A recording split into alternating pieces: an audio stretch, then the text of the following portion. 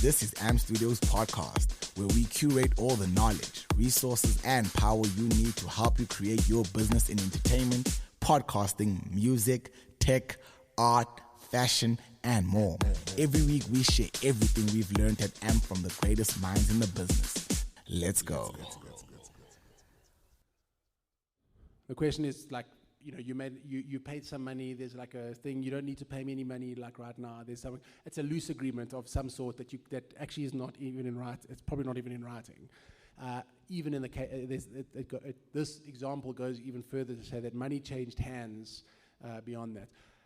Let me get through this, okay? Because that is a very, very important part, which is the next phase, okay? Because we dealt with the basics of what copyrights there were, who the creators are of the copyright, who are the owners of the copyright. I'm now dealing with where the money is coming from so that you understand exactly that thing. And the next part of this is we're going to talk about the agreements. Okay. How much time do I have? No, Cece, what's the time? It's 4 o'clock. And how long am I supposed to go for? Okay, are we good? So are we good, eh? Nobody needs to go or anything. Okay, I would say we're about 5% of the way. No, jokes. I would say we're like almost halfway in terms of this thing. And then next week you're going to come back and we're going to start again from the beginning, and then you're going to have one more little light bulb moment. Okay, so let's go. Let me just track back to where we were at. Mondley earned the royalties from that. From that thing. In the case of Zahara, who sang Loliwe, she is a part composer, and so is like MJX on, let's say, Loliwe, okay? So if somebody else goes and does a cover of that, in that instance, Zahara would earn royalties from somebody else's performance, but not because she's the original artist, it's because she was also the person who creates the idea.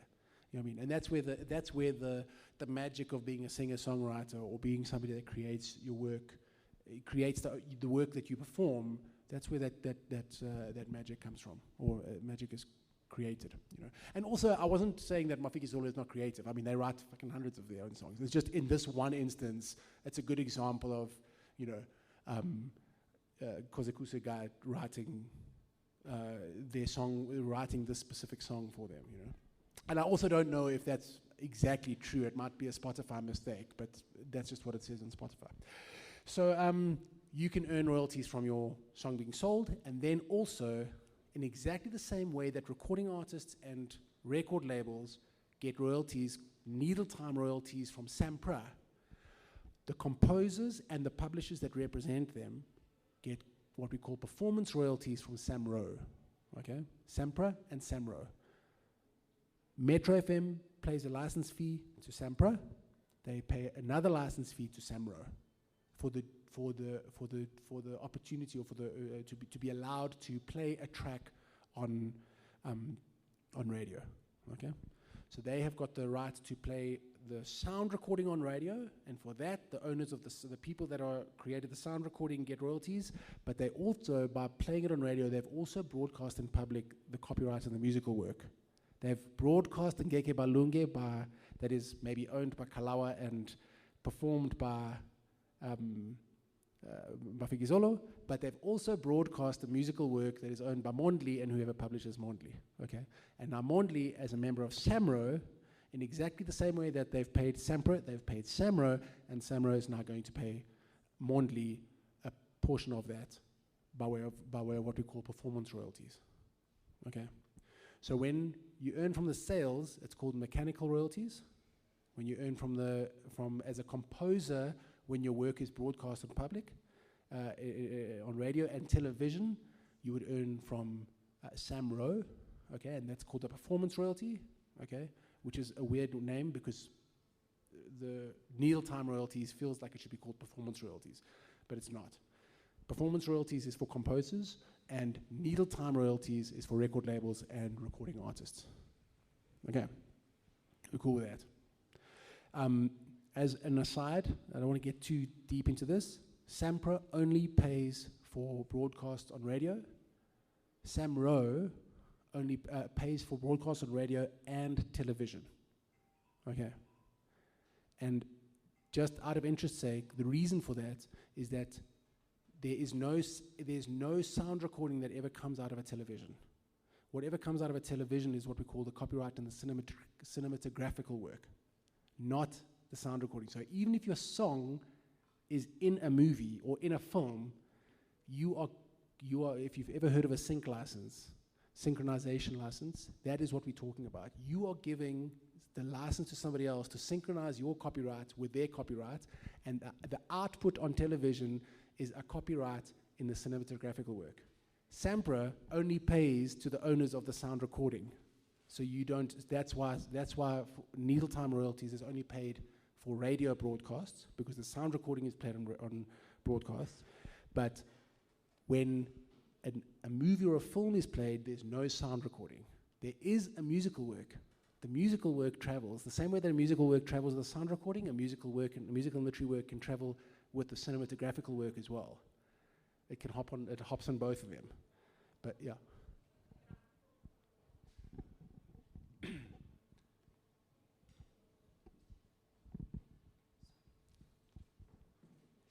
Just a quick question. If I'm commissioned to make an intro sequence for Generations, for instance, Yes. so I've created it, they've paid me to make the song, do I get paid a royalty fee each time Generation comes on TV? Same with like an advert or whatever. Do I get paid a royalty fee outside of the amount that I was paid for to create the song? Yeah, so the same thing applies as like what I'm going to tell you just now, is that when you go to the basics of it, there were two copyrights that were created. In the Generations theme song, there were two copyrights that were originally created. The first one was the sound recording, and the second one was the musical work. The sound recording is actually owned by Generations because they paid it. Literally, they made the arrangements. The law says whoever made the arrangements for the sound recording owns the copyright on the sound recording. So whoever did the production company owns the sound recording of that, okay? And by extension, now they've synchronized that into their movie, so they own the sound recording, okay? But you can never be commissioned out of your composition.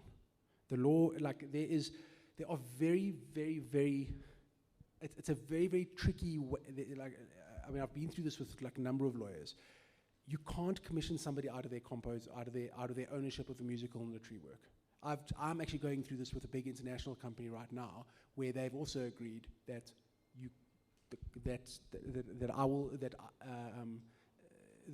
the writer will always be protected. The writer has always got to be credited. The writer will always own. So the royalties that you would earn. So firstly, you would get paid the money that gets paid there would be firstly to create the sound recording, okay, and that would be what you would like your production fee. So if I'm gonna hire session musicians, and I'm gonna hire this, and my producer's fee is this, and X and X and X. There's real costs that are involved in the creation of a sound recording, and that would be a part of it. And then you might add a fee for composing to that as well, okay, because you're using your time to compose. But this is all up to your business. But on top of that, every time your musical work, which is what you've created, goes out, SABC, where's Generations now? It is SABC1. That goes out, they pay, SABC1 pays a license fee to SAMRO. And every time, for every second that your thing is paid, you should earn from SAMRO for your composition. Does that make sense? Okay, so you've got mechanical and performance royalties. Okay, so if you are involved in the sound recording, you get needle time royalties. If you're involved in the musical and literary work, you get performance and mechanical royalties. Okay, in exactly the same way that someone can license their sound recording. Okay, it is not possible to license a sound recording without the license of the musical and literary work to be licensed as well. Okay, make sense? You can't. It's not possible. If I wrote Kusheshe and BMW comes and they want that recording, Family Tree will license it. But also whoever owns the copyright of the musical literary works, probably Casper and somebody else, and whoever their publishers are, would also have to issue a license. And that license is normally done 50-50. So if you're going to license a work, like you were saying earlier on, you are essentially, if you own the sound recording and you own the you own the musical work, you would then license it out. And if you earn 100 Rand, 50 Rand usually gets paid to this person, and 50 Rand gets paid to the publishers and the composers, and 50 Rand gets paid to the record label. That's generally how that works. It's not cast in stone. There's no law that says it has to be 50-50, but that's industry practice. And in the case of a commissioned work, that work would come with you assigning the license to Generations, which would be it would be part of the contract that would be in perpetuity. Generations, those production companies with television things will never say like we'll do this for a year or we'll do it for 5 years. It'll be in perpetuity that they will expect that license, and that's why you would in an ideal world you would be able to charge for that. In South Africa, it's difficult. It's different based on who the production company is, what channel it is, what the budget is, and stuff like that. I mean, there are times when you would make a decision saying, I will license the theme song for a show that I know is going to go out every single week on the biggest channel in prime time, and I will happily do that for 20 grand because I know that it's going to result in, let's say, 50 grand a year or 100,000 rand a year. Whatever. I mean, I don't know what the numbers would be, but so you would kind of make an informed decision, on that. But that's tricky because you don't even know if you're going to get the money from SAMRO for that, which is what I spoke about earlier on. Okay, so we've done. If you're involved in the sound recording, there's certain money you can earn, and if you're involved in the musical literary work, there are certain things that you can. There's certain money that you can earn as well. Okay. Now remember when I said right at the beginning, I said if you chase your royalties, everything else. If you follow all the steps for royalties, you will. Everything else will kind of fall into place, okay?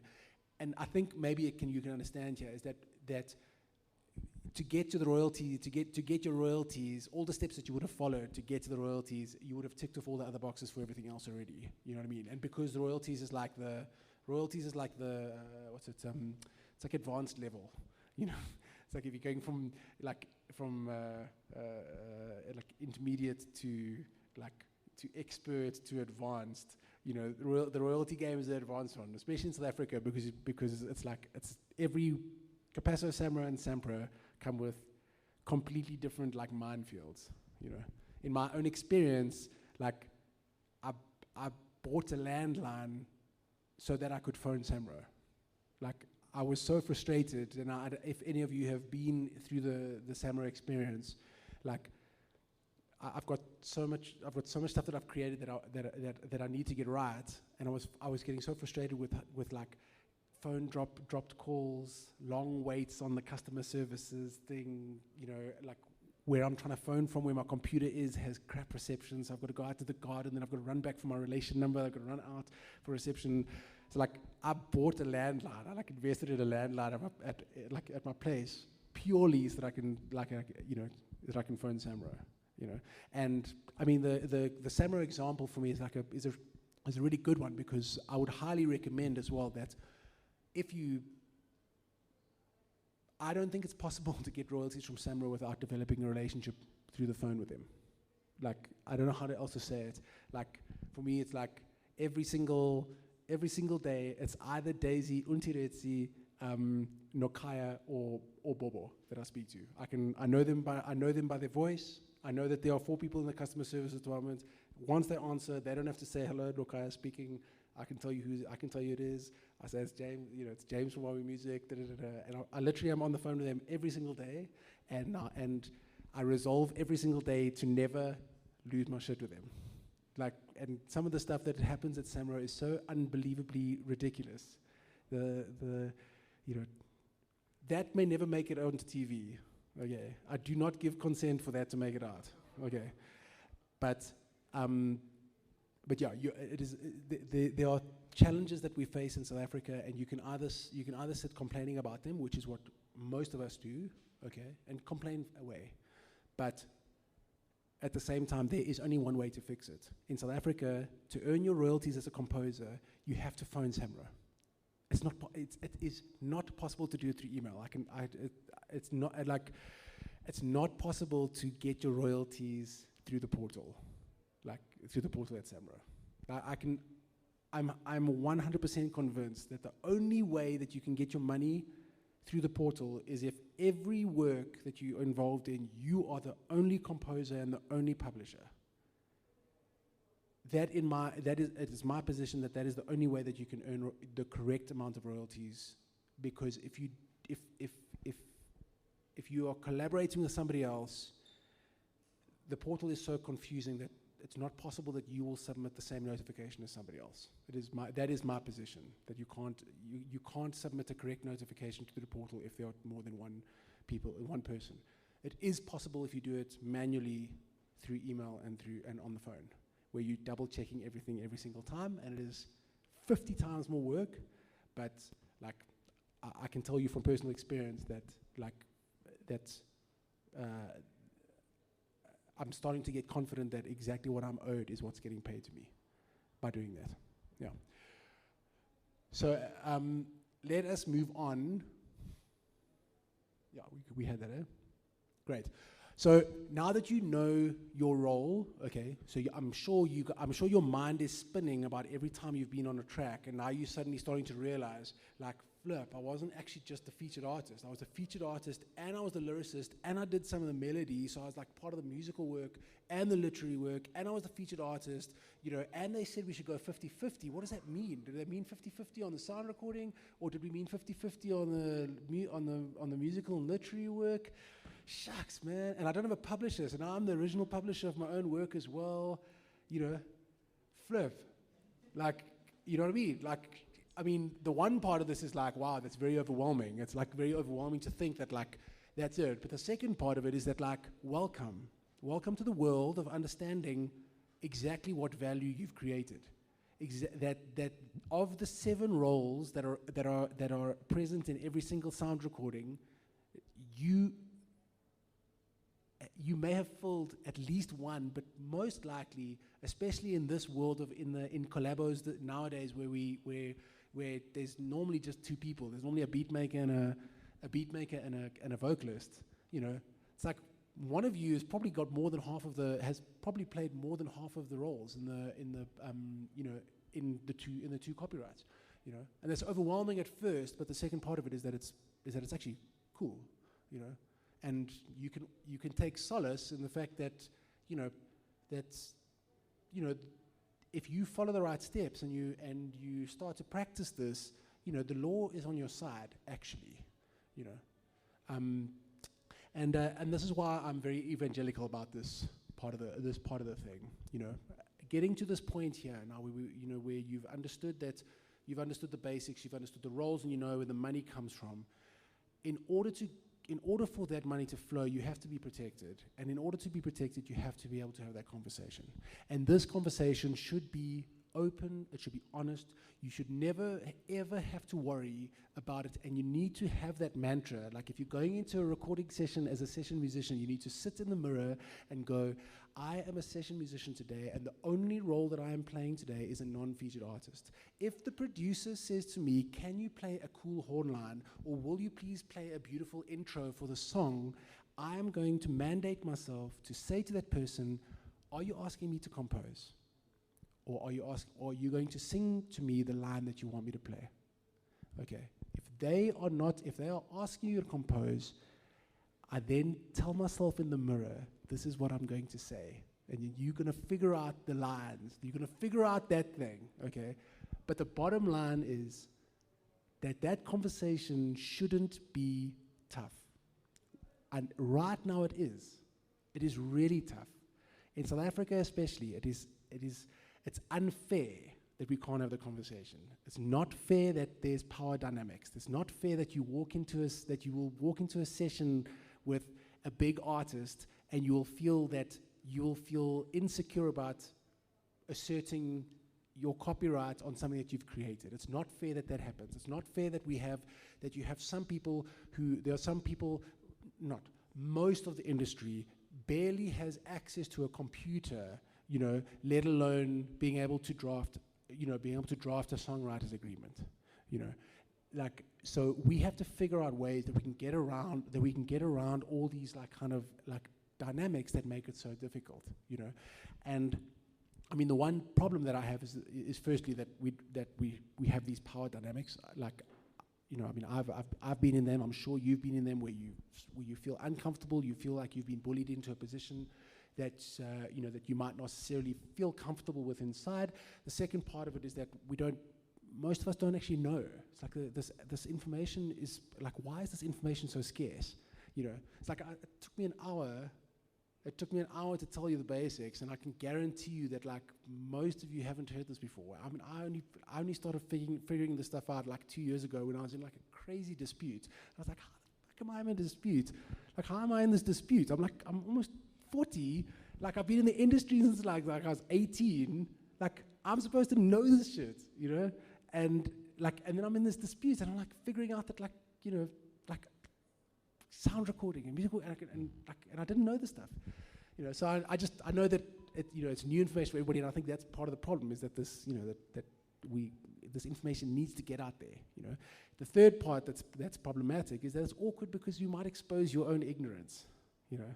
It's like I have that. Like sorry, no, I have that. We all have that. It's just, you know, I'm gonna open the door for this conversation about songwriting, and what actually I might do is I might actually show this person how little I know about this, and I might suddenly turn myself into like an industry beginner, you know, and that's like scary. It's like super, you know. So that's why I say, like, you have to practice it. You have to mandate yourself that you're just gonna have the conversation. It's not a legal conversation. It's not a legal conversation. It's not a I've got rights conversation. It's simply a thing of like, you know, we're going to collaborate on something and we're going to create copyright together. And it's not possible for you to be protected if I'm not protected. It's not possible for me to be protected if you're not protected. When we're in COVID, I wear a mask to protect you. You know, it's not I wear a mask to protect myself. I'm not trying to get this agreement down. I'm not going to negotiate hectically on splits or anything. I just want to be clear that you've asked me now to create a piano intro, and if this track goes like, if you know you want this track to be big, and when this track is big, my intro might create a lot of value for this thing. I might have been the one that created the value for this, you know, that you aren't able to create. Like, I'm the one that's able to create that value, and therefore, later down the line, you know, I should be credited, you know.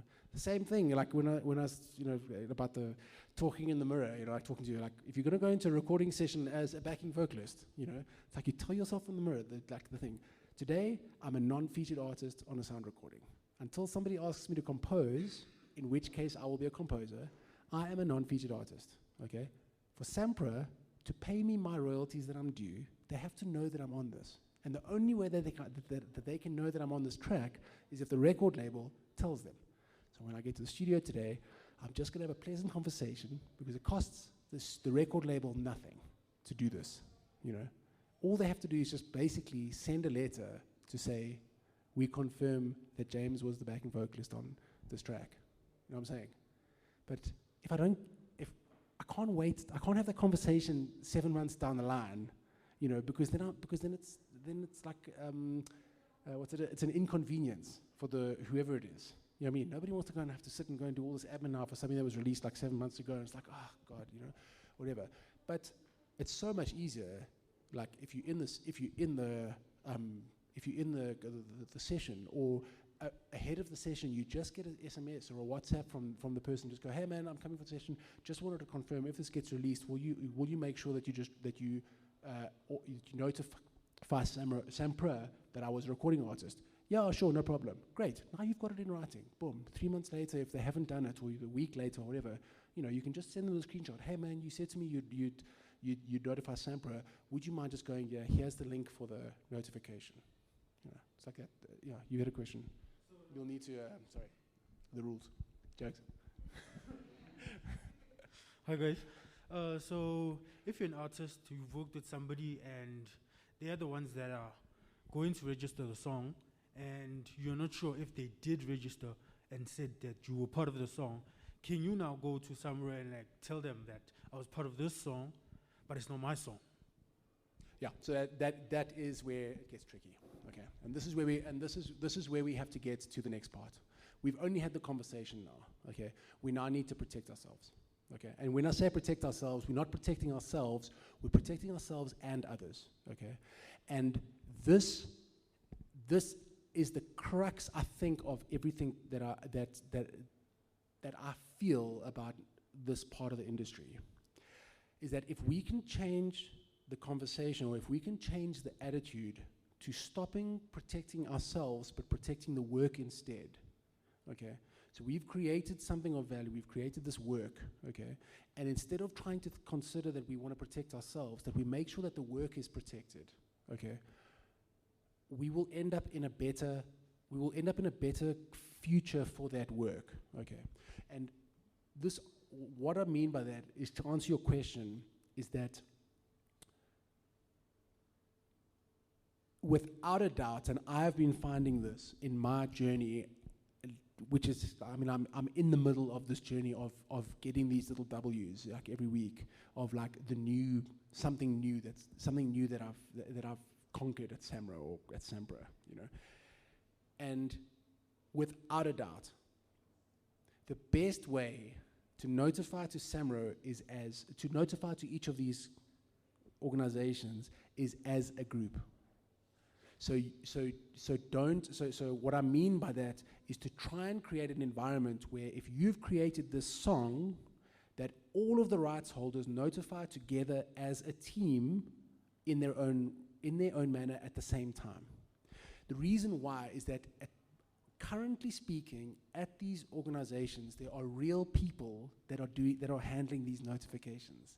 You know what I mean? Even if you do through the portal, like it's a mess, and it always comes down to real people on the other side. Okay, and why I said, for instance, the portal is problematic for me, because, you know, if there's an inconsistency between two people, you'll end up with it going into a black hole. Nobody ever gets told that there's a problem with the notification. You just don't. The money hits that handbrake, and the money doesn't flow. So, like, a really good. What I've found in my personal experience is that the manual notifications, printed out, handwritten, that the same thing is on every single notification. The same splits, the same song titles, the same alternative title, the same duration, you know, that as a team you decide who's going to handle this, boom, we do all those things, we all sign those documents, and then we send them in, CCing all the people. Okay, so all the composers all send the exact same notification in the same email chain, CCing all of the emails, like stating in that email for the relation numbers, for James, the relation number 276, for Mona, for this number, please find attached this notification. Okay, you might think it's a little bit extra work, okay, but that thing goes into the system, and it gets processed almost immediately. Okay, the notification. What happens with the portal is exactly what you just said. You know, I don't know if the other person notified or not. I don't even know if they notified correctly, and I don't want to be the Durst that keeps phoning them to say, "Hey man, did you notify? Did you notify? Did you get on the portal now? Did you get on the portal? Have you got? Oh man, I don't have my SAMRO number." You know, if you actually just have the manual notifications ready, so that everybody together can just meet once, boom, you do it, email, CC everybody in. Like, I've been through that process, and I know that it feels like it's more cumbersome, but actually it's easier. When you send that email off, it's almost like I now feel like, oh, yeah, this is gonna work, you know. I have one track that I released. It was the artist released it in 2009. I have been trying to notify for it for about 4 years. Because the song was released in 2009. I tried to become a member in 2009, thought I was, and I wasn't. Okay, I thought I was, and didn't follow up, and it turned out that there was a document that was missing that nobody told me about. I then followed up again in 2016. Same thing. I sent my driver's license. I sent my smart card through, and then found out a year later that I was supposed to send the back of the smart card as well. You know, and I think you all know this. I mean, the thing with SAMRO is like, specifically SAMRO, is that like it's something you always put off to tomorrow because it's so cumbersome to phone them. It's so like, you've got to, there's so much energy that's involved in like trying to follow up on this thing, you know, and you get so little back, you know, because there are these 4 people that are like, they have to deal with everybody's problems, you know, and so you'll get like, you know, can you phone me back in 3 days, and I'll go and double check. I mean, do you need 3 days to check, like, if you've received the back of my smart card, you know, like, and everybody has the same feeling inside, you know. Anyway, my journey was that basically, I started in 2009, I was eventually only registered in 2017, and then it took me about 4 years, it took me until about a month ago to get this one song registered. That song alone was worth, I think I was able to calculate there was, it had generated about 110,000 rands worth of royalties, of which only 3,000 is available to me. Because it's run out of, because they have time limits on when you can collect. Yeah. So that song is a very specific example of the only time, and that song I think had been notified. We had re-notified 6, 7 times. You know, I mean, going. The first notification was like back in 2009, 2010. Nobody ever told us why. Nobody ever said that it wasn't that this notification was inconsistent with that one. The only time, having gone through all the various work, I mean, there's also there's a thing called a CWR, which is a digital submission notification, and still we didn't get paid. Submitted it, went back to all the rights holders. I was like, guys, we've lost so much money. Let's just try and get whatever we can out of this thing. Manual notifications, scanned them in, sent them all, CC'd everybody in, boom, boom, boom, like that. A couple of days later, song's notified, submitted the report on the playing, and got an email saying, thank you very much, we agree with your report. The amount that you said is correct. You'll get paid at the next royalty payout. Yeah. So that is a very long way of saying that I believe that the only way to properly notify and to properly protect the work, to protect yourself, is to not think about protecting yourself, but to think about protecting the work. So every time you're involved in the work, you want to make sure that the work is protected. What dispute could arise from the work? Well, who owns a sound recording? Great. We need to, in order to have the, well, actually, let me talk about that. So basically, in order to be protected as the record label, you want to have agreements with the people with all the recording artists in some way. You want to have some sort of proof. Hey man, not phoning them to say that you know, do you want to come and collaborate, but sending a WhatsApp to the artist, sending a WhatsApp to the producer, something that you've got, a screenshot of something that says that I was the first person to start the process of putting the sound recording together. The next part of it is that if you have paid somebody asked about getting paid on a work. If somebody has been paid on the sound recording, it is automatic that the owner of the sound recording is the person that paid. Doesn't matter if it's 5 rand, 10 rand. If you appear on a sound recording and I pay you for that thing, it is immediate that I'm the owner of the sound recording. Okay, so an invoice to that person, invoice from that person, or proof that you've paid that person, an invoice for a recording on, you know, where the line item says recording on this track, you know, is another part of the proof. But you need some sort of either agreement or proof between yourself and the producer, between yourself and the featured artist, between yourself and the session musicians, and you should tick those boxes every single time. What proof do I have that I was the person that got them to engage with me on this thing? Okay. In terms of the notifications, as proof, you would then, yeah. Yeah. Recorded, you performing it, right? You compose a song, you're just performing it wherever you go. But it's not recorded. It hasn't been released yet. Yeah. There's only a musical work then. Then a producer comes and says, look, I want to work on this track with you. He initiated the conversation. What then? Well, if he's the producer that produced the track, if he's going to pay you to record it, then he's the owner of the sound recording. Doesn't matter. Who's taking the risk? Who's the person that's taking the risk? He's the one that's taking the risk. You're the one that's sitting. You haven't invested a single piece of time. He's the one that's coming to you saying, "Hey man, I want to invest in this thing. I want to take the risk on this track. I want to release the track. Will you come and feature it? It's a great song. You've done a great job in composing and creating a copyrighted musical and literary work. Let's talk about the sound recording."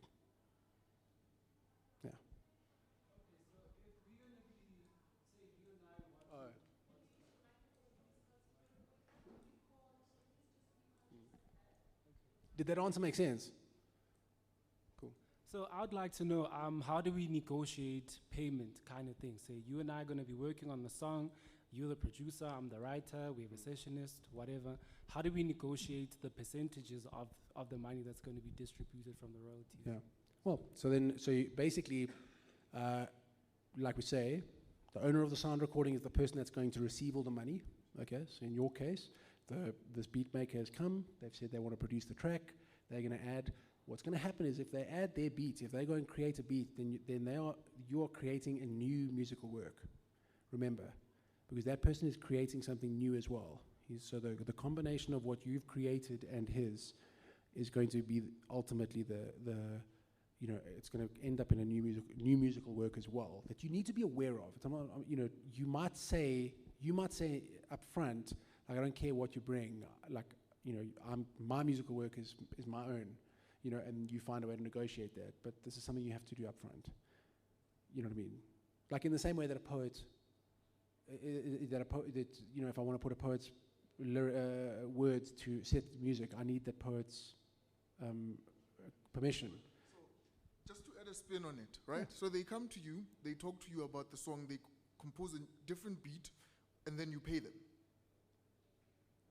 Yeah, so you're not paying them for the musical work. You're paying them for the beat. The beat is a sound recording. The beat is a sound recording with a musical work attached to it. Okay, but when you buy a beat from a producer, you would generally pay them for the sound recording. And in most of those agreements, if you're talking about like when you buy a beat from like whatever beatmatic.com or whatever, those will most likely come with an attached addendum that says any new musical work they would claim 50% of any new musical work. Okay, so that would need to be a part of the agreement. Is that if you've written the top line on something and you're buying a beat from somebody else, or you're buying a beat and you're writing on their beat, okay, you have not bought their musical work. Remember what I said earlier on? You can't commission somebody out of a musical work. You can only buy the sound recording, okay, the thing that they've created. So there has to be an agreement between whoever has created the new top line, whoever has added anything new, and the beat maker, because they're a composer. And I've made a very big allusion to this early on, that the producer is not the beat maker. And in fact, in this case, the beat maker is not the producer, because the beat maker has sold the beat and may never ever be involved in the recording again. Somebody else you might go and get it mixed by somebody else, and you eventually take on the role of the producer in that case. But whatever happens, that person has created something. They have to be included in some way, and you have to have the understanding to have the conversation to protect, and remember what I said, you're not protecting him, you're just protecting the work. You want to make sure that there's the work is protected, because if the work is protected, you can't have disputes, and if you protect the work, it forces you and everybody else to be honest about what happened on the work. You know what I mean? Because it is, somebody is setting themselves up. If you go and say to SAMRO, I was the featured artist and the producer and the session musician, and you don't credit that guy, it's just a matter of time, man. It's a matter of time, and you being adverse to that guy, because they did something. It's the same thing with the composition, and the same thing, like Jerusalem, it's just a classic case of if you just focused on protecting the work, and making sure that all the rights holders on the work are credited appropriately and correctly, and you check that all the right things are in place to protect the work, it's not possible to have a dispute. So if there is for a record label to be fully protected, they need to have an agreement between the session musician, between the producer, between the featured artist, and they must have submitted notifications to SAMRO, as well as having correct cue sheet information that they distribute to the radio stations. Okay, because 5FM is going to say we played Ngeke Balunge, which is owned by Kalawa Jazmi, which features Mafikizolo and has got perhaps Mondli as the producer on that track. you know, and SAMRO then receives that information, and that correlates exactly to the information that the record label and Mondli and Mafikizolo all submitted to SAMRO. And if that entire loop is perfect, money flows. You know what I mean?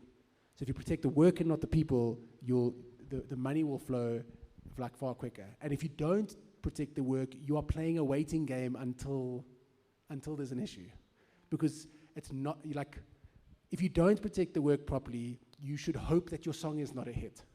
Okay? Because Open Mic and Master KG and them, I'm sure, based on what I've seen on Thing, and it's just, between all of them, a lot of money has flowed to lawyers that should have flowed to them. And even if a lot of money flowed to Master KG, he's probably lost most of it, you know. And I'm not saying he did it like, I'm not saying his notification or whoever, I don't know who's right or wrong in that whole thing. I'm just saying that because there was a wrong notification or a wrong, you know, the wrong documentation is floating around, you know, there's a lot of money that's now changed hands, and much of it has gone to lawyers and not to the people who created it, you know. So, yeah. So I just have a quick question around if you have a beat maker and a musician, and the beat maker gives the beat, but you don't pay for it because you don't have money, there's no like physical money transactions that are happening. Yeah. What is the best way to structure a deal like that? So for instance, let's say the song then does become a hit, right? And there was no original money that kind of exchanged hands. Is it that it's better to have like an agreement, like an IOU, that the artist who requested the beat says, when I start making money, I'll pay you hypothetically $5,000 for your beat, plus you get the splits, your royalty splits for the composite? Like, what is the best way to deal with that? Yeah. I mean, there are 100 ways that it can flow, and I think what the most important thing is not about what the agreement is, but that an agreement has taken place and that it is somehow reduced to writing. You know, that I mean, exactly like what you said. It's if you agree, if you think the best route is that, you know, when I start earning you, like, I think that you know, I'd like to buy this beat from you, and I appreciate that, you know, the fee for this would be $5,000, you know, can I pay you, or would you be okay if I paid you off from sales? And if the producer agrees to that, and you just write it down, fine. I mean, then you have to do that then, you know. I mean, another option would rather be to say, well, look, I can't afford it, I can't afford the beat, but how about I give you like 10% of the thing, or how about we go 50-50 or 40, whatever, you know. Like, as long as it's reduced to writing, that is a producer's agreement, you know. And I mean, in this one, it's actually an assignment of copyright, because he's got a beat. If you're buying a beat from him, you know, you're not asking him to do work. The work is already done. He's sitting with a property, a copyright, and you're actually in a technical sense, he is assigning the copyright to you based on whatever the agreement is. It could be like, you know, instead of $5,000, I'm going to pay you $5,000 a month for the next 10 months, or I'm going to pay you from the sales, or I'm going to pay, whatever it is, as long as it's agreed to in writing, you know, that is the implicit proof that you need that the copyright has changed hands, and therefore you are the owner of the sound recording. You know what I mean? You certainly, I mean, by doing something verbal with them and then going and releasing the track and then it becoming a hit, I mean, you know, that's where problems arise. Yes, you wanted to ask. Hi, it's Taryn. I just wanted to just make that clear. For instance, when the beat was made and there wasn't really an agreement, but it was given to you, you then go to SAMRO and register your song and whatnot. You then include the beat maker and give him 10%, 20%, 30%. No. You can't decide what his fee is. What his fee is. And remember, that's not that you're talking about his musical copyright. You can't dictate what his copyright, what percentage his copyright is. That has to be in an agreement. Okay. You don't get to say to somebody else what the value of their input was, because they might have a very different. You know. Yeah. Nomcebo might think that if she goes to SAMRO and says, yeah, I wrote Jerusalem, I get 80%, and Master KG goes, hey man, I did the beat for Jerusalem, I get 80%. Who's right? Yeah. You know. Okay. You can't decide. You don't get to decide what the figures are. If there are people that created, if there are people that are involved in the creation of the musical work. Now remember, the sound recording is different. So the copyright in the sound recording is not based. There's no consensus about it. The sound recording is the person that made the arrangements or the person that organized for it to happen. That's why a record label is a record label. You go into a record label deal and they give you an advance because they are the ones that are taking the risk. They are the ones that are saying, here's 50 grand, now go and record me an album. You know, they own the masters because of that. You didn't have the 50 grand. You didn't have the time, you didn't have the money, you didn't have the resources to do anything. The only thing you had was a dream, you know. Like that's why the record label owns the masters, and that's why the law protects the owner of the sound recording that way. But the creation of musical and literary work is very, very different, because nobody can say what we are going to create. With a sound recording, we know what we're going to create. I know I'm going to have the singer. I know that I'm going to have these BVs. I know that I'm going to have those horns, and I know that there's a plan for how I'm going to release it. When you and I go and write a song together today, we have no idea what's going to happen in that room, you know. And we can go in with an agreement. We can go in with a gentleman's agreement or like an unwritten agreement saying, look, we're going to go 50-50 on this, you know. And at the end of a good way to finalize that would be at the end of the day to go, are you still comfortable with 50-50, you know? And to be honest, I know from my experience, having been through disputes and having been through really great collaborations as well, is that when the conversation is open and free-flowing, most of the time you find that people are way more generous and are way more open to the collaborations being considered, splits being considered equal when you're there in the room together, you know. Because normally what will happen is, even if I only wrote like a couple of chords and you did all the music, you did all the melody and all the lyrics, there's like, in most instances you'll probably find that both parties are actually happy with the 50-50 because we both were there. Like the energy, you know, it's possible that you couldn't have written what you wrote without me being in the room right next to you and all that stuff, you know. So like it's just that's why I say it's like it's you know, like that conversation element is so important, you know. Yeah. So now for the record label to be protected, you need that. And in reverse, for the producer and the featured artist and the non-featured artist, you want to have the same thing in reverse. You know what I mean? So while I'm, as the record label, as the owner of the sound recording, want to ensure that that I'm credited, or that I'm protected as the owner of the sound recording, I also want, if I'm the producer or the featured artist or a session musician, I also want to make sure that I'm protected, that I have something that states I was the session musician on that track.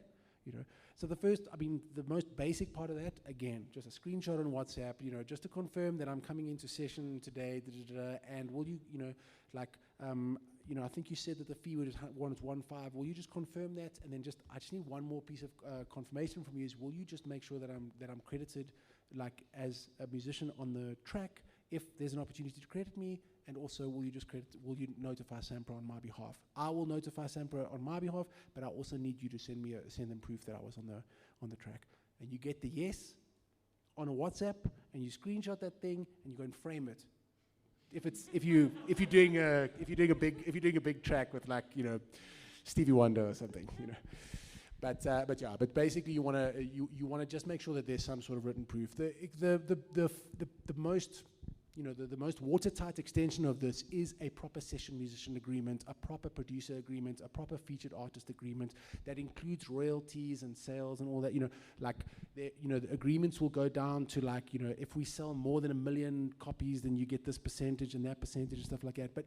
And that stuff's good, but don't think that if you don't have that, there isn't another way to make sure that you've got proof of that. The same thing with like, you know, if you're a featured artist or somebody, like, let's say a beat maker wants to get you on, and, you know, and you're gonna do the session for free, and there's an implicit understanding it's 50-50. You know, like we talk about, you know, do you want to go 50-50 on a track with me? You know, the beat maker has invited you, like, you get to say to him, look, you're gonna own the sound recording, boom, not on WhatsApp, not verbally, okay, or you discuss it verbally first, you know, but you just confirm it in writing on WhatsApp, you know, somewhere, just to say, you know, like, thanks for the offer, I really want to do this, can we just confirm, like, you're going to own the sound recording, you're going to release the track, I'm going to be credited as this, and you are going to credit SAMRO with me as a featured artist, and like we said, 50% of all the sales. 50% of any money that comes in from this for this track will come to me. Boom. When they say yes, you've got it. You know, you've got that. You've got the start of it. You know, of course, signed agreements, all that stuff. I mean, you know, you're going to get in, if you're going to get into this, you're going to start getting into the game where that stuff is really, really important. You know, but to get there, like just you know, what I want to caution against is thinking that the only time that I'm ever going to get agreements is one day when I'm big, and then I'm going to do proper artist agreements. You know, because you're going to have 100 tracks that are going to be in dispute that you should have earned money for, and we are all like, there's money available if you can just get tracks on, like, you know, on UJFM, on, like, you know, like Midnight on Umhlobo, you know, like something somewhere, you know, and you get like, I mean, what if it's $1,500 that you earn at the next royalties? I will not turn that down.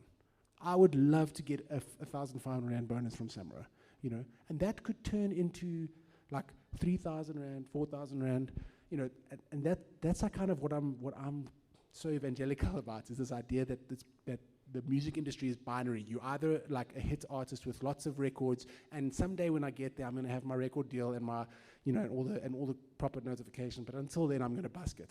You know, like you can make something now. You know, it's possible to make something now. You know, and like and if you just practice it each week, practice every time you go into session, practice. You know, like it's not.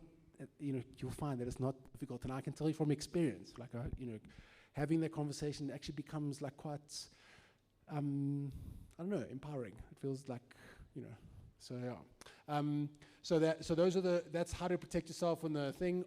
In the musical work, the publishers and the composers, this is quite easy. There's only two agreements that are required there, between the publisher and the composer, and that is essentially when if you're going to assign the copyright to somebody else, you need a publisher's agreement. So there's a lot of times if you're in an agreement with a publishing agreement with like Sony or Universal, they will own the copyright. There's no ways that they're not going to own the copyright. It's because they don't want to have to deal with, they are such a big company, they want to go and license this track. They don't want to have to keep coming to you to say, oh, you know what, I got a call from, like, you know, Levi Jeans, would you, and then wait for you to get the email back to them to say yes, and then back and forth between you two, and then only after 3 weeks, then they go back to the client and say, like, oh yeah, cool, you can do it, and then they lose the gig. That's why you assign the copyright to a big publisher, is because they are leveraging their ability to exploit your work on your behalf for a fee on the condition that they own the copyright in the song. Make sense? Cool. So that's the agreement that's required there. Yes. And before you do that, so it is implicit that if you have got proof that you were the songwriter, which is what I'm going to talk about next, if you haven't assigned that copyright to anybody else, you are implicitly the original publisher. So you don't need to actually say that you are the original publisher. You don't need to assign the publishing to yourself. By virtue of the fact that you have signed an agreement between the other writers that firmly states your ownership in the song, you are the copyright owner and the original publisher. Okay, so what I want to understand is I was caught in a situation where a friend of mine is a publisher but signed with another publisher and wants to sign me. So I want to understand how that dynamic works. Is it best to sign under someone who's signed under another publisher, or is it best to kind of like go direct to a big publishing company? My answer to that and the answer to record deals is the same. Is that if it's not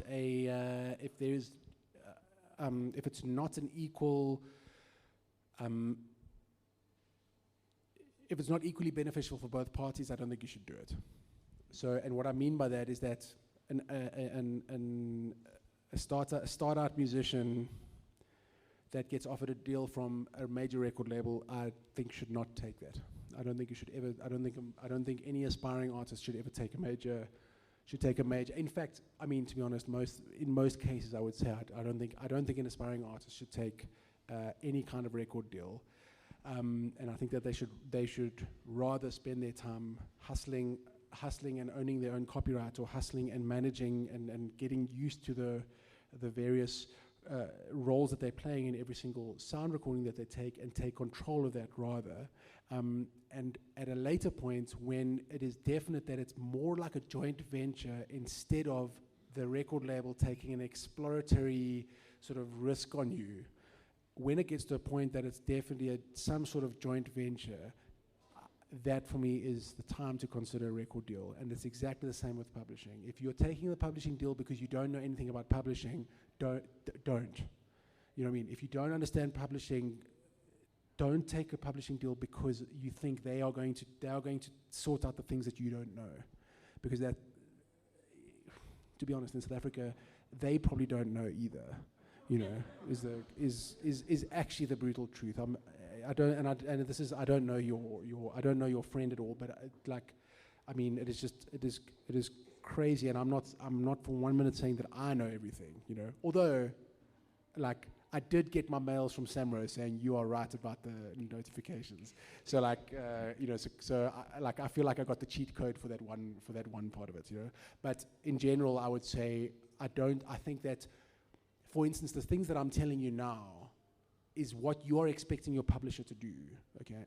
And it is my position that you should first go through these yourself. You should first go through all these processes yourself and have a very deep understanding of how all of your different roles that you all play work, what is bringing you the most value, what you are, like where you are earning the most money. And then at that point, you can focus on that stuff, and then you're not tied in these weird deals, you know? In the case of the thing when he said he's published to somebody else, what's likely happening there is that he's probably got a royalty publishing deal, or an admin publishing deal with somebody else. So, like, he would collect works that he exploits, or he wants to get like 50 beats from this person, and he's setting up these writers and he's putting them together, and he's administering this, and then he's got somebody else who's like, the minion that's going out to go and collect all the money. But like I said, if it's not notified correctly, what money they're collecting? They're taking 10% of nothing because it's not notified correctly anyway. And the only person that can really do that is you. You know what I mean? You can't, like, you can, like, I've been through this with publishers. I've been through this with majors. I've been through this with like overseas publishers. I've been through publishers here. Like, nobody, like, the only person that has ever gotten my publishing right is me. And it's from getting on the phone, it's from learning, and from getting my own relationship with the people at SAMRO. Like I said, Daisy, Nokaya, Nturetsi, Bobo. You know? It's like there's Kutlano at SAMRO. Like there's, the only time that I've ever gotten like closer to the goal has been when I'm the person that's managing it.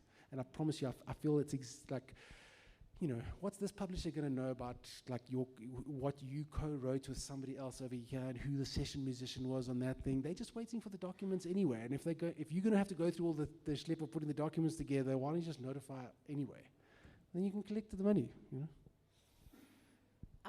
I may have a stupid question. There's no stupid question. What is publishing? There's like, my understanding of publishing is sync deals and things like that, but what is publishing exactly? So there are two parts to the word publishing. Okay, so firstly, publishing only relates to the musical and literary work. You don't publish a sound recording. You can't publish a track. Okay, so if you ever hear about that, walk away from that person. Okay, like if somebody tells you like, yeah, let me be your publisher, I'll release your track for you, you're walking into a minefield. Okay, so the first part of publishing is that the publisher is the owner of the copyright. Okay, the owner of the copyright in the musical and sound recording. So what I said, when you are the composer or the lyricist and you haven't assigned the copyright to anybody, you are the publisher, because by nature of the fact, a publisher is the person that exploits that copyright. Okay, so the answer to that question is firstly that at its root, publishing specifically just refers to managing, owning, exploiting, monetizing the copyright in the musical and literary work. The second part of it is that you will have, and it's an unfortunate part of like just weird like words that we have, like performance royalties for composers is a stupid word. It should be just composers royalties, but it's not. In the same way, and you have such a thing as a royalty publisher and an admin publisher, okay? And those, when you hear admin publisher or royalty publisher, that person is specifically not the owner of the copyright of the musical and literary work.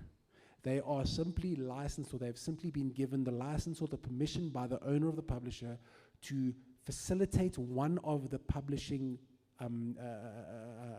duties, which is to go and collect on your behalf, okay? Or it may be to fulfill another function of publishing, which is to exploit the work.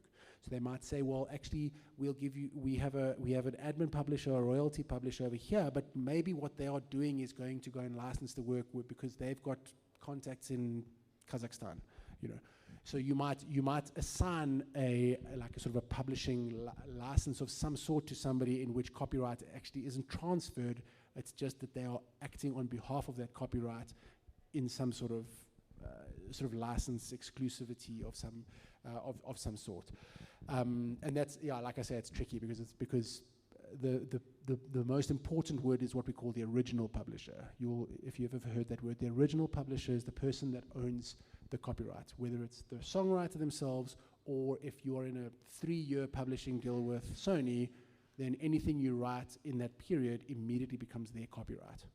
You know, that's why I say, like, you know, the vibe with like Sony or not Sony, the vibe with majors. I don't have a position on the value of majors. I only have the position on the value of independent people. You know, and when to give your value away. You know, and the truth of that is, for instance, you don't know how big your songs are going to be in 3 years. So I'd be very cautious to say, like, anything I write in the next 3 years, somebody else is going to own the copyright, you know, is going to own the copyright of, you know, and based on some power dynamic in which you have been told that you are not good enough to exploit your own works or manage your own works, you know, and it is my position that over the course of 3 years, you would bring yourself more value than sending all your works into a big pot kettle of, you know, of 100,000 other works that this major's trying to work. They've now got 100,000 works and they're trying to bring value to all of those people. When I personally believe if you know, your 10 works, you would probably earn more money. You would probably get more money by learning how to go and sell it yourself, and then trying to get a major.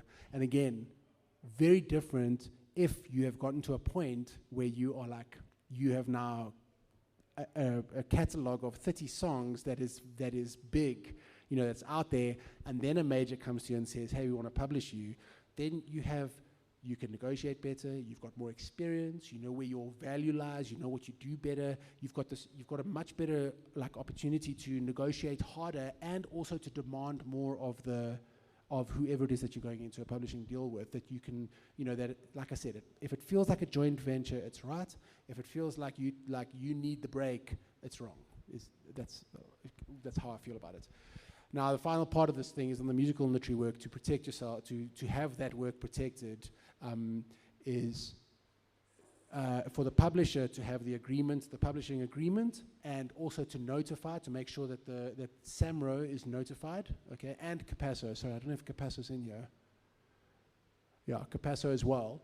And then for the actual ownership of the song, the percentage of the song, and I think this is what you might have been alluding to earlier on, is that there needs to be an agreement between the people who created this copyright. Okay, so it could be that the poet has come and joined in this thing, or that the beat maker has come in and then there's a songwriter on top. Or anybody that has created anything, if somebody did the and there was somebody there was just a trumpeter who was messing around in the session, you know, like, or what's that opening of Indolent Lela? You know, that's like that somebody created that. The creators of their copyright need to agree in writing what the splits were, and that and these are the people that created that copyright, and that is how you protect that part of the work.